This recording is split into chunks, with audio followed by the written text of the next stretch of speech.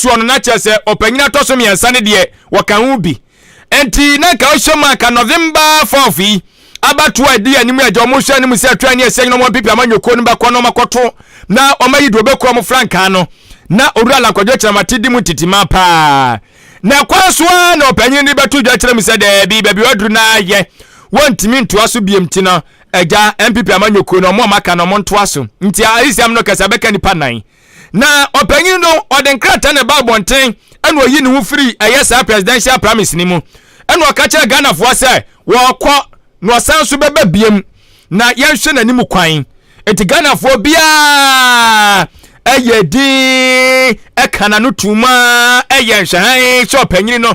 eti opanyin no bia hwe nanim so baba kasa ajebo na watchi awie yemu ne hu saja enkrata bia yini ti a di adanse so opanyin na dai obekasa nyesu ene ne de bayire ne eti ne obia ene de wo hwe kasa fo nyini hwe de wotie kasa video tie do anama be fontentan so ne nam so ni nyina mu no eye owura lankwadwo kyerɛ maten dontira opanyini boss mpia ne apa wo gyina so no tie nsɛm odi to dwanie wo kyerɛ mu sɛ MPP amanyoko no ayade sɛ odi ne wo bɔ amanyoko no nyenne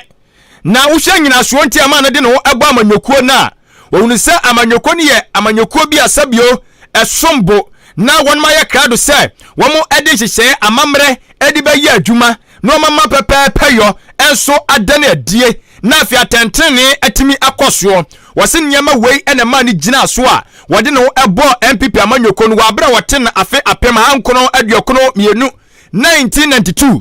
na wachese wode no bo amanyoko no so no wanye no komisa da bi woye na fam die bia de bo amanyoko no ana chese anya asem ketwa na wokyerɛ mu sɛ empempen wo hwe enwoma no wo hwe babia amanyoko no akeka kwana wo hu sɛ da bi babia adru no empanyufo bia hyeda aboa edoma no ana kyese amanyoko na se ye ne sɛ nkrofo bi nipakuo bi dia na no so saa no enye no ana amanyoko ne sese yesi bi etie enti wono de sɛ de wo hwe nneoma se bi ekɔ ade na wo enfie poli aduanan ensie ni no no owura lakwadwo kyerematen wodi esi na ni so sɛ MPP amanyoko ni mu no waye krado so betu franka de ama wo ne mo aches wakon kodia toto nioma na so enei babia no makɔ no wo hu ni sɛ sabotaye no nyade sɛ betimi abam so wakoso atena MPP amanyoko ni mu a sabotaye ni mamu ma no so ba be mampanyi no Ghana wa bro na MPP amanyoko ni team no emmem ne sɛ yo so nti no wampento to mpane no bia wo kyerem sɛ MPP amanyoko no ene wono motonkwanta apai sɛ ta wa wohoro ne nsa ade afiri MPP amanyoko no enso emuo na yentiai wa bro gira CPA ne apaso nei wodi to dwa kyerem sɛ MPP amanyoko no wonka ho biem. I joined the New Patriotic Party at the very beginning of its establishment as a founding member, believing in its core values and the long-standing traditions of its antecedents, predicated on the principles of fairness, equity, probity, accountability, and transparency. I have devoted the best part of my professional career to serving the party, and I still believe in the vision of the founding fathers of the party. However, the NPP, as it exists now, has very little resemblance to the party that I joined in 1992 and helped to help. The party has been hijacked by a selected group of party leaders and elders, government appointees, behind the curtain power brokers, and some unscrupulous party apparatchiks. It was my fervent wish to use the vehicle of the party to bring my God-given talents, experience, and knowledge acquired both locally and internationally over a period of 46 years to serve our dear nation, Ghana, at the highest level of executive authority. It is abundantly clear to me that my services and contributions to the party are not appreciated, and that my continuous stay in the party will create further tension and divisions, which is an exact replay of the circumstances that led to my decision to resign from the party in 2008. Fellow countrymen and women, under the circumstances and given the context provided, I wish to use eti opanyina wote nkan eno eye ankane wasuafo no hwedwade de firi dwumadwumadie ntoto ya eso opanyin no aka edom a omuchi womuti se wonmo prefranka tubredibre ewo MPP amanyekuo no enso so emu ampempen wo kyerɛ mu sɛ MPP amanyɔkuo na nkasa no wayi ne ho afiri mu ɔnka ho biem na ɔpanyini sɛ wobɛka ya wo ɛyɛ ɔpɛpɔn bosome no ne da na ɛtɔ so poli enum afimpino ne aduonum yɛnsa ɛna ɔde ne dibira to hɔnom sɛ ɔsoafo ɔwɛdwadeɛ ne firi dwumadwumadie ne ntotoyɛ ɛsoɔ a kyerɛ sɛ wɔsan so ɛnam so ɛde ne ho ɛbɔ ɛyɛ wɔnom a mo ɛpre frankatu bira dibira wɔ MPP amanyɔkuo no mu no na wohyɛ mu nso so a agya didi di mu a ɛna wɔsan so de bɛto dwa ɛwɔ ɛbɔ bosom de ɛtɔ so nsia afimpino ne aduonum yɛnsa ka kyerɛ Ghanafoɔ nyinaa sɛ saa presidential promise a wɔnom ɛkɔ no November 4th deɛ final one no onko biem atwe ne ho afiri mu enti ne yɛhwɛ n'anim kwan sɛ deɛ ɔde ba bɛbɔ mu no ti sisi a wɔse ɔnka MPP ho biem ɔnka ho biem a deɛ de akyiri na ani abusua enya sam ketewa kura ne yɛka ne saa no saa akasa ho ene kɔ so ala nkwadwo kyerɛ mate na de ba ya no wɔsan so toa ne nsam so biem ya no wɔbɔ amane kyerɛ mu sɛ nyame anim no kura pa ne obronsam atikɔ enioma akɔ so papa ɛwɔ New Patriotic Party ene pepi amanyɔkuo ni mu hɔ na ɔno no ɛwɔ hyɛ datena se de nioma gugu nsanie nie hunu sɛ ɛwɔ so wɔfa ne ho adwen papa na timi aboa no ankasa ɛne n'ani suade hunu a ɔwɔ ɛno nti wɔ se enioma ɛkɔ so wɔ MPP amanyɔkuo ni mu hɔ nyinaa da di sɛ party ne nyɛ na dwene se wo bɛhyehyɛ nioma papa bi na party no atimi afiri adomu akɔ adomu ɛno nti sɛ party no kɔ so ate ni ABC na nioma ensɛm fata enioma emboama party no nkwani wo no so mbɛyɛ no na kyɛsɛ ɛde mpapa mu ɛne ntitimu ɛna bɛba wɔse 2008 sɛ gyina yɛ bia no osi sɛ ko bɛyi ne ho afiri NPP amanyɔkuo ni mo no sɛ gyina yɛ ni bia na asa ba ne timu ɛne de yɛ kasa yi ɛno ti ɛne na wo gyina so pipo aka kyerɛ Ghanafoɔ nyina da ne ɔman Ghana ni ntwo ne ni zigizagam ɔka kyerɛ wo bia sɛ nya ntɔ nya ntwea ɛnya sɛ bia wɔgye na yi ne to hɔ ne nkoa so o mi nkɔ biem ɛnan pɛ ne nkɔ no da bi nya no nkoa sese wɔka ɛde akyerɛ Ghanafoɔ nyina da any New Patriotic Party ene pepe amanyɔkuo ne se watwe ne ho afiri MPP amanyɔkuo nim amanyɔkuo na nkasa de wɔ mpabiem enti yɛ ka se watwe ne ho afiri mu kura ya wɔn ankasa ɛhwɛ ne mu se 2024 elections na eba no obegyina kɔntenkro wɔkɔ independent na etimi aboam ama ne bota yɛ da n'ani so no abem. Thank you very much. To contest for the high office of the President of the Republic of Ghana in the 2024 general elections as an independent presidential candidate.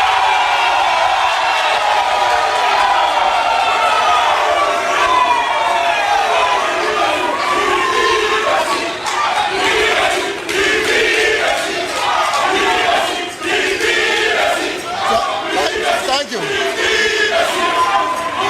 Ahenkan FM. Bibiasi pa kre Bibiasi nipa wotini kan Ghana de semamba kane no ayesuafo no ana na hwedwade ni mfidi dwuma nsam so na ni abre kane na de na ni abre pa sanka MPP amanyɔkuo benya mu agina bia bi na watu franka de amanyɔkuo na mprempre ya kasa die wose wayi ni ho afirim onibonyamfo Alan kwadwo kyerɛ maten na wasa toa ne nsam so biem no wɔkyɛ sɛ independent no so yankɔ ne kwa ɛwɔ sɛ wonya ekuo bi ado ho bɛdom na sɛ ne bɛyɛ 2024 abatoɔ no sɛ electoral commission bia bi ɔmonkrata mu a ɛwɔ no so anya mu kyɛfanti edi amonfa mfrɛ no anase ekuo de ne ho kwa akɔdɔm a ya wɔkɔgyina kɔntenkro no na sama wafato ne ho so aseke MPP for the MPP na NDC for the NDC ono de ni din a mubahu e wa ballot papers ne so e movement for change na chese eku I will establish ama eya enioma kwa nanimu eku e ba behwe na ensakyeraye aba movement for change na eba ti ni logo nso ene emfoni a wohu e wa ballot paper ne so abehu se a movement for change for ni o alankwadwo kyerɛ Martinio afa franto butterfly ani wo tu sefa enti sani MPP for de ya oso na NDC for so ahyanso de chinya no alankwadwo kyerɛ Martin movement for change no so afa franto na wo kyerɛkyerɛ de entia wayi afa franto. Yeah, what a butterfly. If you look at me, I will dance like a butterfly. Was it the idea what to butterfly? No, Uba Ram Awamanyo Semua. Uyi Afafranto Jinahua, Afafranto Jinahoma, and Sasaye. Afafranto Ejahoma, a dream of fufro. Yeah, no, aya papa, and qua. Afafranto, yay. Uba Manyo Semua, the Dean Dawson in church, and Dawson. A Sansu Jinaho. Emma ahwodene ani ensi yo honhom afanfanto sanso gina ho Emma sa spirituality honhom enhyeso ne ade ni nakeka ho bia afanfanto ya esanso agina ho Emma gidie enu nti ene watwusu se afanfanto ena mede kwa gina eye movement for change no so na timi aboa wase ane sa movement ya bai ani acha shibokuo eba bua mama bununu anyamu ani daso ani emu ahotoso na timi aboa ma 2024 abato no obatias movement for change for woma score. To actualize this goal, I will establish and lead a new movement for change in Ghana. The brand logo for the movement is the monarch butterfly, which politically symbolizes change and transformation, hope and positivity. It also communicates strength, endurance, spirituality, and trust, which are all key traits that I cherish as a political leader. In Akan, it is known as Afafanto. The brand motto of the movement is Ghana will rise again.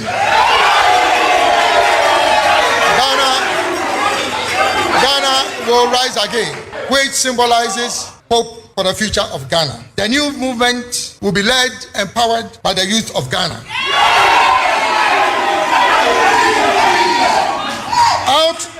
Out of the over 17 million registered voters in the 2020 general elections, the youth aged 18 to 35 years constituted over 9.4 million voters, representing 55% of the total voters. This is a constituency that you cannot ignore. Ahenkan FM. Yeah. Nipa wuti ni nkan. Kane swafo no ana hwedwadie. Ani fidi juma samso. Onimonyafo Alan Kwadwo kyerɛ Martin. Sisi ani positions na do so ka so bobo ni nyina. Anhwe kura ni anya PM. 2024 independent presidential candidate now dey see. No beboa. Sisi ade send na woso. Sisi ade new position no. Oh, say ya ka ho. Yes, ya ka ho a. That because of no kwachire dey abebere. Sisi ados. Sisi a current one no. Anu ne you 2024 independent presidential candidate. Ni mum na ye tiawa. Enti wakasa wiyo. Anyo. Okay, ne wonti ai. Afafranto ne etie. Wasoro se wo nsem bi ka kire wo. Wasoro awada ne afafranto. So who picture na wo baba. Isi ayade afafranto na ba ya aso de atuatua no ho. Na ya sanya sam getiwa. Ya bebe ne frade afafranto abatuatua ho. Hey, politics. Ghana for you guys ye di agro. It go for you. Na die. MPP amanyekuo no so de nkrata aba abontene. Ani nyina no efa owura alankwadwo kyerɛ maten empempe yi twia watwe no ade afiri eye MPP osoro kokoko amanyekuo no enso so emuo no na tie nkrata ne mu ensaman wɔkyerɛ mu sɛ MPP mpanyimfo edo amaso atofam amodo amani ahwɛ ana wɔmo soso de wɔmo hwene ahwiahwia ahunu sɛ owura alankwadwo kyerɛ maten wɔno eye opanyini bi a wo ba ne MPP amanyekuo no mu a enye wache agihini wo mu pa enya asem ketwa eja wode atudwe tem se sisia no watwe no wafiri amanyekuo no mu de dika de toso wie no so afimpi no ene aduane na abato no ogyina se kwantonkore na wapre mampanyini adibere no amanyekoni panyifo kyerem sɛ wɔn basrɛ atotɔ duro ne ani ntra kuku danfo mo pipi amanyekonim sɛ ma obia komantu na obia kana komantu ne yam na afei no mo obia nso hinhim obia nyina pintin obia da wanna esan sɛ amanyekoni panyifo de anhia gu akwan so a wɔn ɛbɛhwɛ na Nyankopɔn ɛyɛ adom a ɛda ɛyɛ ɛbenada ɛno ɛyɛ bɔbɔso ne de to so aduonu ensia fempino ne aduonu amiensa awia no mienu ombegina simpie ne apaso na wɔnom so ensem bi omwo bia no wɔn de agu apono so ɛno bɛyɛ anu yie ɛfa owura Alan Kwadwo Kyerematen agina sidi a wasie no enso so ɛho wasere otwadi amponyankopɔn sɛ wɔn bɔ ma konko Ghana ho ban na afensuo nto nhyiransuo enwu ya asase paso na MPP amanyoko no so omane ntre enya kese na afe no enya hoɔden nyina nana mo so pene enkrata tiawe de odi ba ye eyowura Justin Kodua Frempɔn wono eye kyerɛkyerɛfoɔ panyini e de New Patriotic Party MPP amanyoko no tiwe tiawa wo man kan sem tintin bia enti e kyena you go explain tire says explanation ten nyina no say what ya no mienu look at me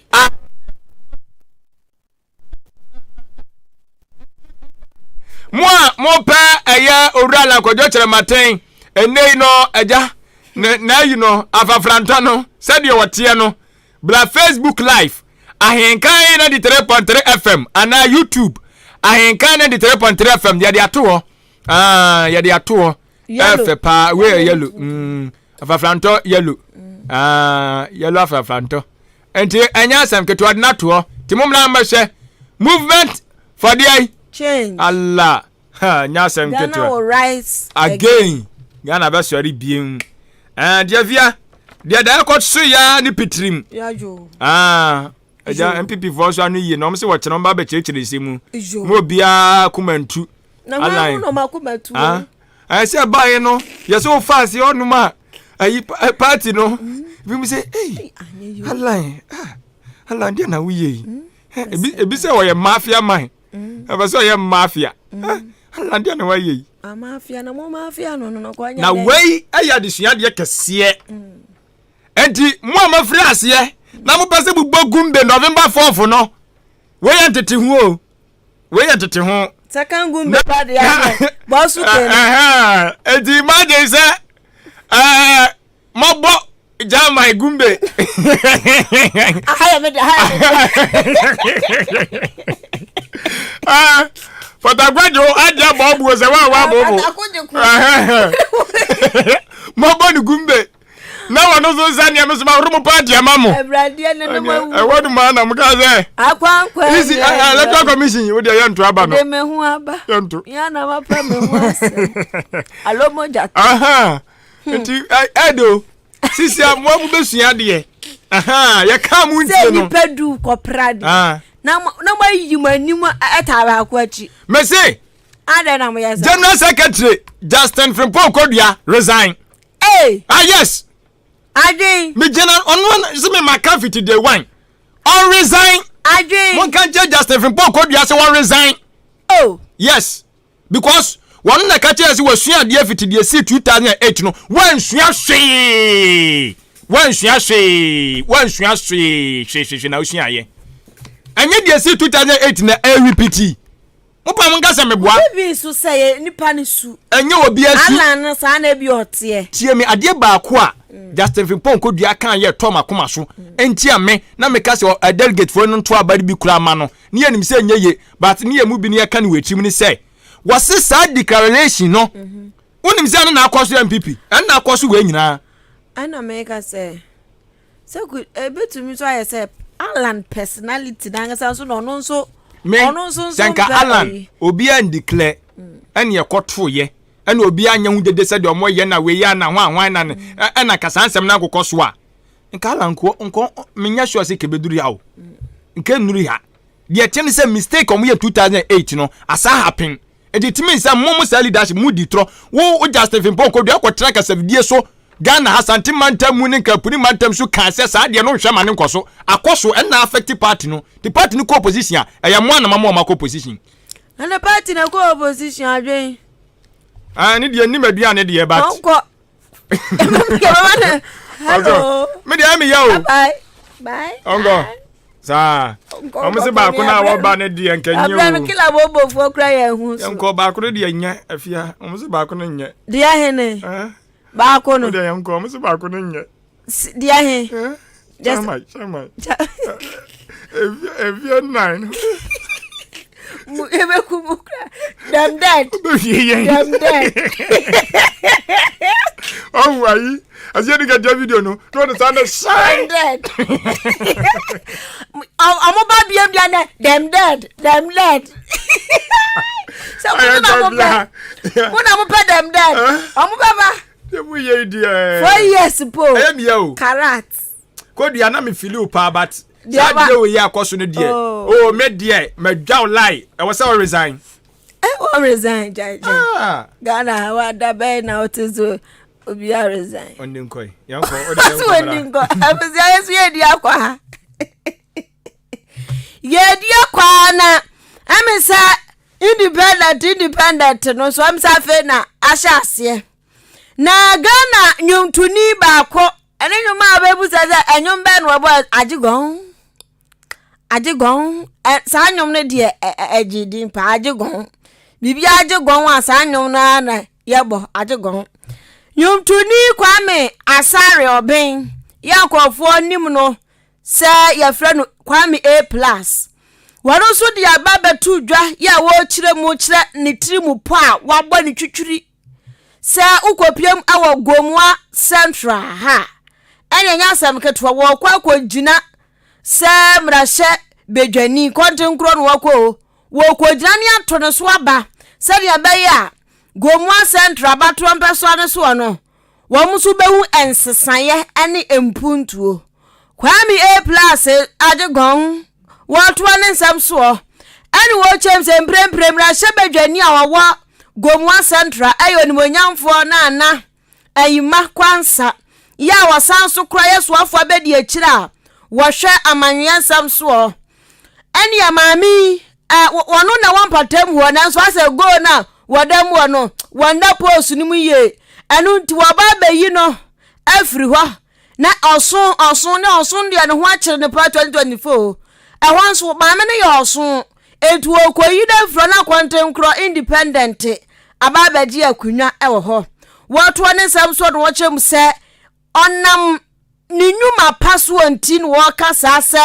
2024 so agina kwantenkro he NDC ba hu MPP ba hu ono Kwame A+ no agi abosu ko ba wo gidie so obetu NDC ria MPP fo ni nyina de so na watena so aye nioma ma Gomwa Central fo so ahunu de ede no mababwanyu mu ache watwa ne nsam so biemu a na wo ba mane biem etese mu ase ho ya MPP baba ye kwafo ne nyom toa so ya NDC baba ye toa nyom ne so NDC ni MPP fo baba so mo ban so mo de ayi tachrema wo ani sikadwa takudi azan egan en wo mo de ba nanso onimpa sa de hia wo Gomwa Central wo mo de sa sika ne bo wo mo de tachrema wo ni bo omo be ka omo ba nkuma omo ombe do mo fu asema omo ono Kwame A+ en ombe to aba no de ama no watimi akwa ginam e wo brahye bedwam no apre de ye e de ama wo mo. Come 2024 I'm not contesting NDC MPP MP no Hanumetu no obi a obebia mebo no otiase. I'm very confident that I'm going to win this seat. It's very likely that by 2025 I'll be the only independent candidate in Ghana's parliament, and that is what I want to do. And to anybody who wants to contest must know that constituency higher dia. The person will contest who higher can say eba it is covered by B2. It are not there by B2. Made baby a influence no so the yenye will be change. Mo be am poma NDC MPP. Mo be am contest coming 2025. When jana men ko unopposed, na men ko parliament. I don't even want any competition. Anybody who comes, I'm going to win the election come 2024. Emi men come be hobi no come home. And you know, if anybody wants to join me, you can shelve your ambition of wanting to be an MP and join me. Ebia Marina, metuma buana way DDC. But to be MP for 2025 in this constituency, of course, no two ways about that. I'm going to win the election. Ahenkan FM. Ai. Jidia dia. Aya ni oma bebre. Eti faith. Jidia na mo na kwame e plus etuo no. Ni party ni kan aya adegon headmaster. Ni enyomo no de ejidi Black Stars for kwabo match na se enyom kan so match na amfa bete ajegon na ayimo bo ejemo Joshua mo bo ajegon na chese ade na amfon timinim se beto 2024 na wie nso bejegon amane de anasa njegon mano a kwame asare obin no na enu akire ani ase wutu mira na wakire sie ade hye wo gomu asentre maso MPP ahwe maso NDC ahwe na kwantin kro ya ebeyi ebeje gon anasa ebeje pam obada dan ya dama ya to abane mo wi a we buso ne woni mo nim ya ma ma wonya baby papa tenan nti sa de plus na wabana na ye da ye plus ne de obaye bi papa ma ye nti ye ne da ye plus ne no mfa adwuma mbla na mbegu no so ya ahya ase ye adwuma papa ye ne mfa bi nhwe ye mba ye botuma wo wan ba asase do because ye de MP funu we kira ya to abane mo wi a won saka bibia won kan ye we buso afunguti ne woni mo this are the plus ana eko wo Gomwa Central this is a nipa ye pese oba no oba buan wa han a plus ye hia na nkasa ombra ya kwan po no do nye oba ye yi na wa ma ho ma ye friend kakra ma ye bi mu bebre wonye adwuma ye skasa minti ye nye adwuma ye bra wa nkasa nti ombra so oba no wa abobua ye na yeso ye gine tumo ombra na o ma bua ye obi antuma a plus na me wo gidi de a plus ba obi abenya adwuma ni bia ye Ahenkan FM. Obele benya adwuma ni bia ye ye krom fantefo eti Gomwa Central fo ene wo kan o obiara benya adwuma wa ye TA plus thumbs up the more plus in advance that's it eduru wa de behu eduru wa okay fear delegates no problem fear human beings especially math ma kwara kasa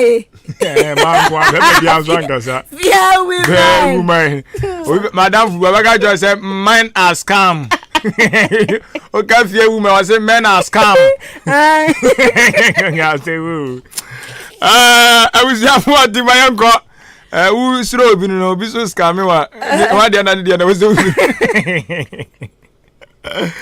I was for Jubilee Hospital Sabia mapa honum ene wa yare safie we de abomoden na kopiem ewo ya de na mfa ne sade tie bia wakọ ayasabia wudo bia me aka kire se ya de we de kwankro ba bia duru de adegon ko na sabi wonu abusuafo nkosi nkunya ne mpa da kanto wo mo boa ma me kan kire se ukọ Jubilee Hospital a oba dia da Roma animdefo atwetwedo ne ntina kukudafo wonum guo no no enya asem keto akọ ne wonum emmo ma so timenya ya samapa